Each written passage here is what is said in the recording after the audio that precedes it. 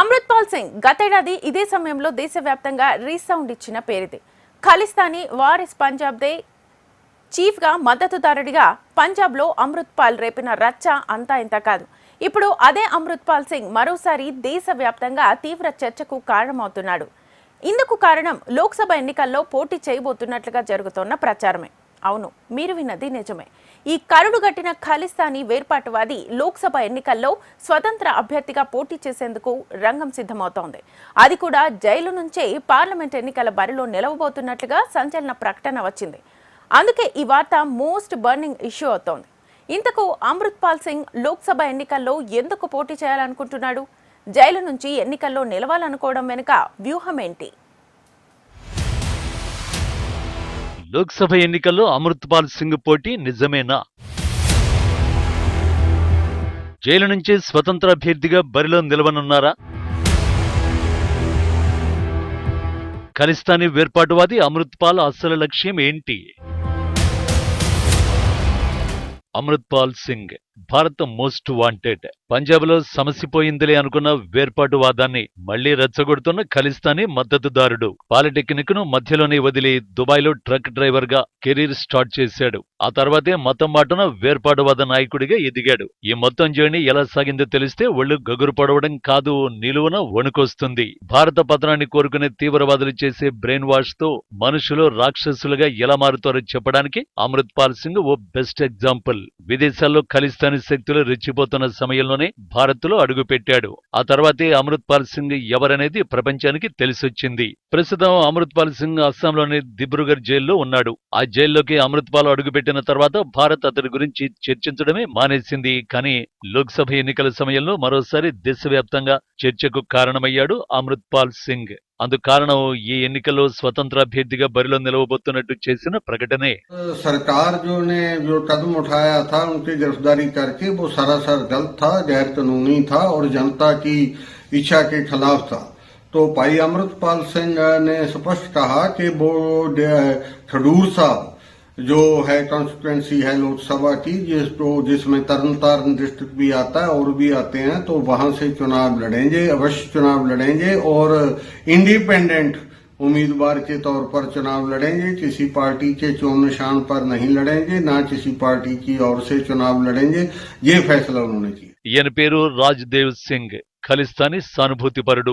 Warriors Punjab De chief Amritpal Singh తరఫు న్యాయవాది. అమృత్పాల్ సింగ్ ఈ లోక్సభ ఎన్నికల్లో పోటీ చేయనున్నాడనేది ఈయన ప్రకటన సారాంశం. అది కూడా జైలు నుంచే స్వతంత్ర అభ్యర్థిగా బరిలో దిగనున్నాడని రాజ్దేవ్ పేర్కొన్నారు. అమృత్పాల్ సింగ్ ప్రస్తుతం అస్సాంలోని దిబ్రూగఢ్ జైల్లో ఉన్నాడు. అతన్ని కలిసేందుకు తాను జైలుకు వెళ్లినప్పుడు లోక్సభ ఎన్నికల్లో పోటీ చేస్తానని అమృత్పాల్ చెప్పినట్లు రాజ్దేవ్ పేర్కొన్నారు. ఏ పార్టీ తరఫున కాకుండా స్వతంత్ర అభ్యర్థిగా పంజాబ్లోని ఖదూర్ సాహిబ్ లోక్సభ స్థానం నుంచి అమృత్పాల్ పోటీ చేస్తారని చెప్పారు. ఈ విషయంపై అమృత్పాల్ సింగ్ తండ్రి టార్సెమ్ సింగ్ స్పందించారు. తన కుమారుడు ఇంతకు ముందు రాజకీయాల్లో చేరేందుకు ఆసక్తి చూపలేదని, తాను అమృత్పాల్ సింగ్ ను కలిసిన తర్వాతే ఈ విషయంపై మాట్లాడతానన్నారు. ఖదూర్ సాహిబ్ నియోజకవర్గానికి చివరి విడతలో జూన్ 1న పోలింగ్ జరగబోతోంది. పంజాబ్లో ఉన్న మొత్తం 13 లోక్సభ స్థానాలకు ఒకేసారి ఎన్నికలు జరుగుతాయి.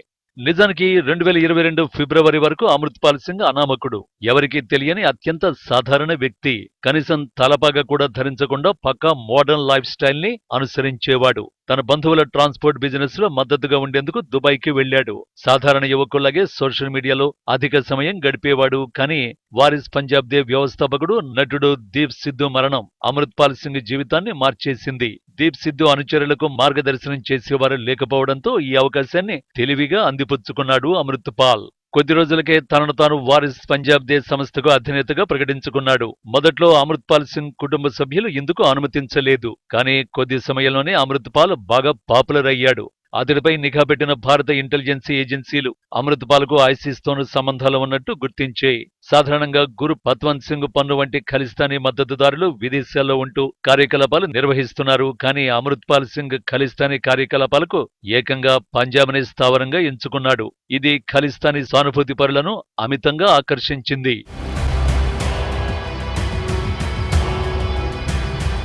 కరడుగట్టిన ఖలిస్తానీ వేర్పాటువాది జర్నల్ సింగ్ భింద్రన్వాలా స్టైల్లోనే అమృత్పాల్ సింగ్ కూడా వ్యవహరిస్తున్నాడనే విమర్శలు ఉన్నాయి. యువతలో భారీ ఎత్తున ఖలిస్తానీ భావజాలం నింపి తన సంస్థను వేగంగా విస్తరించాడు. ఇతడి వస్త్రధారణ కూడా భింద్రన్వాలాను తలపిస్తుంది. సిక్కులు ప్రమాదంలో ఉన్నారని, బానిసలని ప్రచారం చేసి మత విద్వేషాలు రెచ్చగొట్టడం మొదలుపెట్టాడు. అమృత్పాల్ సింగ్ కారణంగా మతానికి చెడ్డ పేరు వస్తోందని, పాక్ ఐఎస్ఐ అజెండాను అతడు అనుసరిస్తున్నాడని పలువురు సిక్కు మేధావులు వాపోయారు. 2023 ఫిబ్రవరి 23న అజనాలా ఘటనతో ఆ రాష్ట్ర అధికార యంత్రాంగం అప్రమత్తమైపోయింది. ఖలిస్తానీ సానుభూతిపరుడు అమృత్పాల్ సింగ్ అనుచరుడు లవ్ ప్రీత్ తుఫాన్ ను అరెస్ట్ చేశారు. దీంతో వందల మంది పోలీస్ స్టేషన్ పై దాడికి దూసుకొచ్చారు. చివరికి పోలీసులు వెనక్కి తగ్గి లవ్ ప్రీత్ విడుదలకు ఆదేశాలు జారీ చేశారు. అతడికి అధికార యంత్రాంగం అంటే ఏమాత్రం భయం లేదని ఈ ఘటనతో తేలిపోయింది.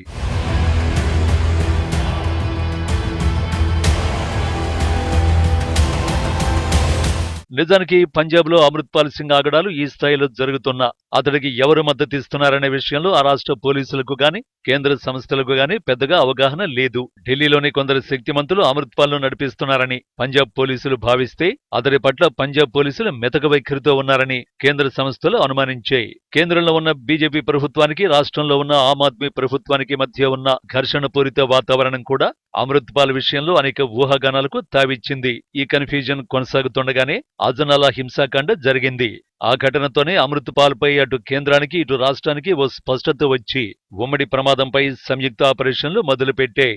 ఎట్టకేలకు 2023 మార్చి 18న రాష్ట్ర పోలీసు, కేంద్ర సంస్థలు భారీ ఆపరేషన్ చేపట్టాయి. ఆ తర్వాత నెల రోజులకు పైగా అమృత్పాల్ సింగ్ కోసం అన్వేషణ సాగింది. చివరికి ఖలిస్తానీ వేర్పాటువాదిని అరెస్ట్ చేసి అసోంలోని దిబ్రూగర్ జైలుకు షిఫ్ట్ చేశారు. ఇక ఖలిస్తానీ ఉద్యమం విషయానికి వస్తే పంజాబీలో ఖలిస్తాన్ పదానికి అర్థం పవిత్రమైన భూమి అని. సిక్కులకు ప్రత్యేక దేశమే కావాలంటూ 1940లో ఖలిస్తాన్ ఉద్యమం ప్రారంభమైంది. పంజాబ్ను తమ మాతృభూమిగా ప్రకటించాలని సిక్కులు ఇప్పటిదాకా ఎన్నో ఉద్యమాలు నడిపారు. 1970-80లో తారస్థాయికి వెళ్లిన ఈ ఉద్యమాన్ని ప్రధాని ఇందిర ప్రభుత్వం ఆపరేషన్ బ్లూ స్టార్ తో అణిచివేశారు. ఏకంగా అమృత్సర్ స్వర్ణ దేవాలయాన్ని కేంద్రంగా చేసుకుని సమాంతర ప్రభుత్వాన్ని నడిపిన ఖలిస్తానీ నేత భింద్రన్వాలేను స్వర్ణ దేవాలయంలోకి చొచ్చుకెళ్లి మరీ సైన్యం హతమార్చింది. అలా చల్లబడ్డ ఉద్యమం మళ్లీ అమృత్పాల్ ఎంట్రీతోనే మొదలైంది. అమృత్పాల్ కూడా స్వర్ణ దేవాలయం కేంద్రంగానే మరింత కాకరాజేయడానికి సన్నాహాలు చేశారు. స్వర్ణ దేవాలయంపై దాడిని నిరసిస్తూ ఇందిరాగాంధీని ఆమె సిక్కు అంగరక్షకులే బలిగొన్న తరహాలో అమిత్ షా తమ టార్గెట్ అంటూ బహిరంగంగా బెదిరింపులకు దిగారు. చివరికి ఎన్ఐఏ యాక్షన్తో కటకటాల పాలయ్యాడు.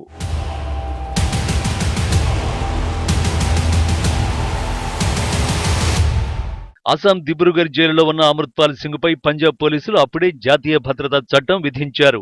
ఈ చట్టం విధించిన వాళ్లు ఎన్నికల్లో పోటీ చేయొచ్చు అంటే అందుకు పెద్దగా ఇబ్బందులేం లేవని న్యాయ నిపుణులు చెబుతున్నారు. 2017లో ఉత్తరప్రదేశ్ అసెంబ్లీ ఎన్నికల్లో పోటీ చేసేందుకు 2008 మాలేగావ్ పేలుళ్ల నిందితుడు రమేష్ ఉపాధ్యాయకు ఎన్ఐఏ కోర్టు అనుమతినిచ్చింది. కాబట్టి అమృత్పాల్ సింగ్ కూడా ఇలాంటి అడ్డంకులు ఉండకపోవచ్చని న్యాయ నిపుణులు అభిప్రాయపడుతున్నారు. కానీ అమృత్పాల్ సింగ్ వంటి నొటోరియస్ చట్టసభల్లో అడుగుపెడితే ఖలిస్తానీ శక్తులు విజృంభించే అవకాశం లేకపోలేదు. అమృత్పాల్ వంటి వ్యక్తి లోక్సభలో అడుగుపెడితే అమెరికా, కెనడా, ఆస్ట్రేలియాలో రెచ్చిపోతున్న ఖలిస్తానీ శక్తులు పూర్తి అండదండలు ఇస్తాయి. అది మాత్రమే కాదు, పాకిస్తాన్ నిఘా సంస్థ ఐఎస్ఐ కూడా అమృత్పాల్ ని అడ్డుపెట్టుకుని కుట్రలు మొదలు పెడుతుంది. పైగా ఖదూర్ సాహిబ్ నియోజకవర్గంలో అతడికి మంచి ఫాలోయింగ్ ఉంది. అందుకే అమృత్పాల్ పొలిటికల్ ఎంట్రీ ప్రకటన ఇంత చర్చకు దారితీస్తోంది. మరి ఈ విషయంలో ముందు ఏం జరుగుతుందో చూడాలి.